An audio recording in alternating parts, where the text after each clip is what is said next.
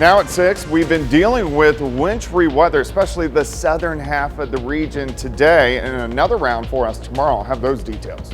Plus, in light of the weather, we're going to hear from MoDOT about plans for clearing roads, and authorities investigate after finding a body in a burned shed. The 4 states' most watched news starts now. Out with one storm system, in with another. This is KOAM News at 6. I'm Dow Quick. Let's go straight to Chief Meteorologist Doug Heddy with a first look at the weather. Yeah, we've had freezing drizzle most of last night, and then we've had bouts of sleet and snow, especially along and south of I-44 throughout the daytime hours today. This current batch is slowly winding down, so it's mainly out of here, but we have another batch we need to keep our eyes on as we go into tomorrow. But look at the periods of sleet and snow really all day long. So heavy amounts of sleet, a ½ an inch upwards to an inch in spots, parts of Newton, McDonald, into Berry County, Benton County, and also Delaware County. But at least now, most of this is pushing out. So I think most of us are going to be quiet for the overnight hours until it starts to regenerate once again across central Texas, and then kind of swings another little batch toward us as we go into tomorrow. Temperatures are cold. We're sitting right around 20 degrees. We have some wind, so it gives us a wind chill right around 10 degrees. So we're going to have to deal with that tonight as we go through the evening hours. We drop back into the mid-teens. I'll have the details on our next couple storm systems here in just a bit. All right, we'll see you then. Driving in these conditions can be tough, but crews do their best to keep those roads clear. KOAM's Yana Hautala joins us live. 7th Range Line. The city and state workers are making sure that these roads stay as safe as possible for the residents to drive on. Winter weather is back in the 4 states, but the city and state road workers are ready. All of the plows, all of the salt spreaders, and all of the brine spraying equipment, we make sure everything is working and ready to go. And then after that, it's just waiting for the storms. Planning for winter weather starts all the way back in the summer. This time, the amount of winter precipitation is not too high, so the city is working with half crew. At this point, just putting out the salt. There's a little bit of cinders mixed in, but not a lot, and that's because some of the salt we're able to get back and reuse, very small amount, but for the most part, it's all just clean salt. Missouri Department of Transportation workers are in charge of Range Line, 7th Street, and other highways in the area. It's not thick enough to plow off, and it's a lot of the times it's froze down on the pavement. It's flash freezing once the rain hits the cold surface. So these are definitely more challenging, the freezing rain events. Timing the treatments is crucial. Both MoDOT and the City of Joplin monitor the weather and drive around to be ready on the roads when the right time comes to start treating them. We look at the temperature and we look at the road conditions. So as it starts getting, the idea is ideally you want to start, you don't want to put your materials out too early because it just gets knocked off the road. You want to put it out just before it starts getting slick, just before that precipitation hits. MoDOT officials say you can go to MoDOT Travel Information app to see how the roads are looking and see a live view of the roads as well. Live in Joplin, I'm Yana Hautala with KOAM News. All right, Yana, thanks, and be careful out there. Authorities filed charges against 2 Joplin residents for a suspected mail stealing spree in the Joplin area. They say 30-year-old Aaron Blake and 27-year-old Emily Sturgis are responsible for stealing mail from more than 170 victims. During that investigation, authorities searched a room at the Tara Motel where Sturgis and Blake used to stay. They say they found open mail with W-2 forms, car titles, financial statements, and checks, credit cards. Both suspects are charged with stealing in Jasper County. Authorities are investigating the discovery of a person dead in a burned shed in Knoll, Missouri. Crews responded to that fire yesterday morning near North Kings Highway and Railroad Street. They discovered the body after putting out the fire. There's no word yet on the name of the victim. The city of Joplin is asking residents to nominate people for its Historic Preservation Awards. There are 3 categories. One is for Leslie Simpson Award. That goes to an individual who's made significant contributions to historic preservation through events and outreach. There's also the Jeff and Carolina Neal Award that's given to people involved in historic preservation development. And finally, the Murfreesboro Award. It goes to a group that made significant contributions to improving historic neighborhoods. Nominations can be made through the city's website. That's open through March 31st. Kansas Governor Laura Kelly has announced a $4 million grant to advance early childhood education in the state. The state's Children's Cabinet and Trust Fund received the grant from the U.S. Department of Health and Human Services. It'll support efforts to bolster the early childhood workforce and to conduct a study on streamlining programs to make them easier for families to navigate. Reactions are coming in from all around the nation after a video was released showing the death of Tyree Nichols at the hands of police officers in Memphis, Tennessee. Among those sharing their thoughts, Kansas pastor Kevis Harding, who's a community leader and a former officer himself. Reporter Michael Schwenke spoke with him. My initial reaction when I saw the video is it was horrifying. Wichita pastor Kevis Harding says it's hard to wrap his mind around what we're seeing here. What stands out to him is what appears to be a complete lack of training among the officers involved. As a former officer himself, he can't understand why the arrest appeared so chaotic and violent. He also says communities are seeing something else out of this case. What I saw from the police chief, I saw signs of reform, and I think that reform that I saw in her comes from the George Floyd incident in Minnesota. Harding says reform is happening, and this case is an example. That he wants to commend all the great officers out there, but we have to identify the bad ones. And when I say reform, I'm not saying defund the police. Two different things. We need police in our communities. You tell me a community that don't need the police, I believe they're not really being honest with themselves. Harding also emphasizes that events like these can happen anywhere, and particularly if an officer is not properly trained. Coming up, how a Kansas organization looks to raise awareness of human trafficking. Plus, we're going to hear from the AFC champion, Kansas City Chiefs, on their next trip to the Super Bowl. In recognition of Human Trafficking Awareness Month, multiple organizations gathered in the Wichita area to discuss that issue. Those include some people representing the Red Sand Project. Reporter Jaya Brown explains. There's been a few people walking around asking us, what is this? And that's exactly what we want to do. We want to raise awareness. It's a creative movement that has people stopping to look. The idea of the Red Sand Project is to bring awareness to human trafficking, and the red sand symbolizes the importance to prevent trafficking victims from falling through the cracks. I think it's an amazing awareness project because when you see red sand in cracks around town, they're going to ask questions, and we chalk in human trafficking to make people aware that this is what that symbolizes. Now, the joint effort within the Red Sand Project allows people to question, connect, and take action. Unfortunately, in our community, we have, in many communities all across the nation, we have people that look to take advantage of children in those vulnerable situations. And so we need to be aware of those situations and making sure that we can connect them into appropriate resources and support services. The Department of Justice identifies Kansas because of its central location as a state where child trafficking starts. That's why this project is so important to the community. The more you know, the more willing you'll be able to get help before you fall deeper into the cracks. Now, if you or someone you know is at risk of human trafficking or living in an unsafe situation, you should know there is a 24-hour hotline you can call. You see it right there on your screen. It is 316-262-HOME. A little bit later, the Kansas City Chiefs look ahead to their Super Bowl matchup against the Philadelphia Eagles. Plus, another chance for a wintry mix for us tomorrow. I'm going to have those details coming up. Well, it definitely turned out to be a wintry and a cold day. Well, everybody was cold. Some of us picked up the ice across the region over the past 24 hours. Nice shot. This is Indigo Sky Casino and Resort.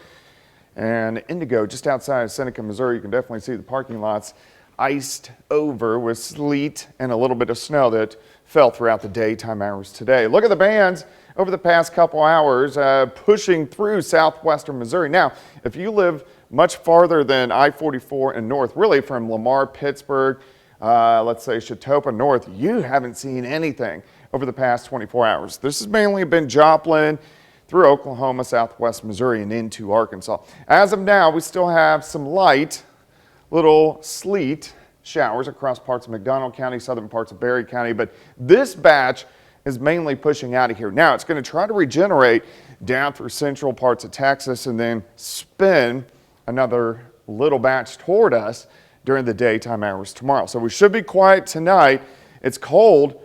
Most of us are sitting right around 20 degrees. It's also a little bit windy. So when you're cold and you got the wind, of course, it makes you feel a little bit colder than what it actually is. So northerly winds at about 10, giving us wind chill factors. Makes it feel like 8 in Fort Scott, 10 Neodesha, 13 at Grand, 11 in Carthage, and those are going to drop as we go through the overnight hours. Actual temperatures stay in the mid-teens throughout the overnight hours tonight. All right, a lot of clouds sticking around all night long. Here's midnight. We're sitting in the teens. Let's go to the morning hours, 7 a.m., mid-teens, but dry. But look at the sleet and snow increasing again. Here's about 10 a.m., northeastern Oklahoma, riding northeast right along I-44, pushes in. This may affect areas a little farther north tomorrow, so Lamar, Pittsburgh, Parsons, you'll be right on the northern edge. This will go through the metro and then again southwest Missouri. So here's about the noon hour, still kind of working out 1, 2 p.m. and then it's gone. So it's not going to last super long. So any accumulations we get aren't going to be very high. Plus, I think it's going to be majority sleet mixing in. So that keeps mounts lower, but a half an inch to an inch is definitely possible. And of course, temperatures are going to be into the low to mid 20s. So anything that does fall will stick to the roadways. All right, then we look pretty good as we head all the way into Wednesday morning. We are going to have a lot of clouds, but once we get into Wednesday afternoon, temperature is actually a little bit warmer, highs into the upper 30s. I'm going to keep most of the impacts low for tomorrow just because we're not going to get a ton of moisture, but still, you need to be careful on the roadways. I've upped the kind of moderate impact for wind just because of the low wind chill factors. In fact, look at this, wind chills, single digits by morning, and they hang out kind of into the mid-teens throughout the daytime hours for us tomorrow. All right, 24 tomorrow, wintry mix across portions of the region. This will not affect everybody. 19 tomorrow night, rain will start to increase again late Wednesday, and we could have a wintry mix again, mainly southern counties, Wednesday night into Thursday morning. Then things look pretty good when we start to warm up as we head toward the weekend. We will be ready for a warm-up by the weekend. It'll be nice. Thanks, Jack. Hey, don't forget, you can be the first to know about the day's weather with KOAM Skywatch weather app. You can get severe weather updates sent straight to your phone, right there in your hand or in your pocket, and it's absolutely free of charge. It's available in the Apple or in the App Store of your choice. You might as well download it right now. The KOAM Skywatch weather app. Check it out. Still ahead, a big border battle rematch tonight between the Frontenac Raiders and the Nevada Tigers. And we're going to hear from the Kansas City Chiefs following last night's AFC Championship win over those Bengals. Jacob Leonard has that and a lot more coming up.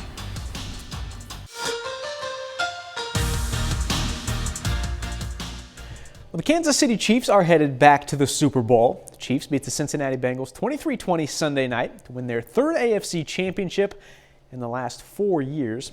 Now, they definitely had to work for it last night. The game was tied at 20 with less than 20 seconds remaining in the fourth quarter. Patrick Mahomes scrambled for a 5-yard gain but was hit late out of bounds. The 15-yard penalty there put Kansas City in field goal range. That's when Harrison Butker delivered the game winner in the final seconds. And that was a sweet win for Kansas City, not only because it puts them in the Super Bowl, but because they felt a little disrespected in the week leading up to Sunday's game. Yeah, I think guys were probably the most pumped up I'd seen them going into a football game. A lot of trash talk coming from a lot of different places. I think no one picked us to win. If so, it was like 5% of people. And we think we've built up enough respect to have a chance to go out and win every game. So whenever you feel like you're the underdog, when you're playing at Arrowhead Stadium, it gets guys ready to go. Chris Jones had an unbelievable game along with Frank Clark. I mean, constantly in the backfield and just busted their tail. I mean, what a performance they had. So now one more to go for Kansas City. It's going to be the Chiefs and the NFC champion Philadelphia Eagles in the Super Bowl on February 12th. Now, the line has already moved with money coming in on Philly, but right now the Chiefs are 2-point underdogs. With a win in this one, Kansas City would earn its 3rd Super Bowl title. We have a big border battle on the basketball court tonight in Frontenac. The Frontenac girls welcome in the Nevada Tigers this evening. Now, these two teams just met last week in the Raider Classic, with Nevada winning a good one, 58-55. Tonight's game, just getting started in Frontenac. We'll have highlights from this one right here tonight at 10. At the college level, the Kansas State Wildcats slipped down the national rankings a little bit this week. K-State is down from number 5 to number 7 in the latest AP poll released today. The Wildcats lost a tough one, 80-76 on the road against Iowa State last Tuesday. As for the Kansas Jayhawks, they move up 1 spot to number 8. Now, they started last week with a loss to Baylor before rebounding with a 9-point win over Kentucky on Saturday. KU is 5-3, still 1 game back of first place in the Big 12. Well, that's a look at sports. We're back with more news after this. Take time now to honor a local veteran. Stephen Catherine served in the U.S. Army 1977 to 1981. The Lamar, Missouri native served in the 2nd Battalion 63rd Armor Unit in Germany, and we are proud to salute Stephen Catherine, a 4-state hero. Here's a look at what's coming up on KOAM News at 9 on Fox 14. How lawmakers are pushing for police reform in the wake of Tyree Nichols' death. Plus, what a new poll shows about voters' interest in a possible Trump-Biden rematch in 2024. And Ukraine calls for another weapons shipment from the West as its war with Russia rages on. So those stories, a lot more, of course, it's coming up on KOAM News at 9 on Fox 14. A Topeka, Kansas chef is in the running for an award dubbed the Oscars of Food. Chef Adam Van Don says he's still processing the news. He was named a semifinalist for the James Beard Award for Best Chef in the Midwest. Reporter Victoria Castle spoke to him about the honor. The other morning I woke up and one of my Kansas City chef friends tagged me in this post, and that's how I found out. And if he wouldn't have, I don't know if I would have found out one way or the other. I probably would have, but he tagged me, and then I was like in shock. And so I texted my wife, and we looked it up, and yeah. The owner of the White Linen and Knox Cocktail Lounge says it's quite a surprise. He's among 20 nominees for Best Chef in the Midwest. I'm just still in shock. I'm kind of a loss of words too, because my goal coming to Topeka was always to put Topeka on the map for fine dining and restaurants, and it's slowly getting there. James Beard Awards are the food industry's highest honor, known as the Oscars of food. They recognize the best in the culinary industry, from chefs and restaurants to books and lifetime achievements. The boost, it's just rewarding for all of us, from me to my wife, to my waiters, to my dishwasher, to my bartenders.